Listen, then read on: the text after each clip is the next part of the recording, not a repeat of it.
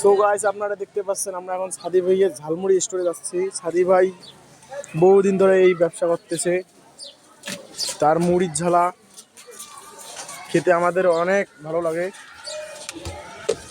দেখেন শুধু তার স্টাইলটা, দেখেন স্টাইলটা অন্যরকম, মন মুগ্ধকর স্টাইল। ছাত্ররা তার দোকান ছাড়া অন্য দোকানেই খাইতে যায় না। দেখেন তার স্টাইলটা, দেখেন। দেখছেন সাদি ভাইয়ের মন কত ফ্রেশ। 10 টাকার কতগুলো ঝালমুড়ি দিচ্ছে।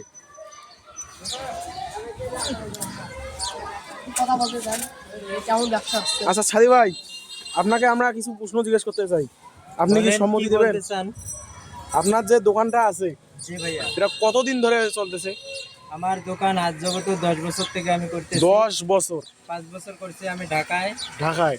আর এখন ভাইয়া ঢাকার কোন জায়গায়? ঢাকা সাভারে ছিলাম। তারপর? ঢাকা সাভারে প্রায় 5 বছর দোকান করছি। ওখান থেকে লকডাউন যখন শুরু হয়েছে তখন আমি গ্রামের বাড়িতে আসছি। গ্রামের বাড়িতে এসে আমি একটু ছোট্ট একটু বিজনেস চালু করে দিয়েছি। আপনারা তো দেখতেই পারতেছেন আমি কি বিজনেসটা করতেছি। আমার বিজনেসের নাম হলো সাদি ঝালমুড়ি। এটা হলো উত্তরবঙ্গে, আর ঠিকানা হলো তিস্তার বাজার। আমার দোকানের ঝালমুড়ি যে খাবে সে একদম ফিদা হয়ে যাবে। আপনারা আসবেন আমার দোকানে।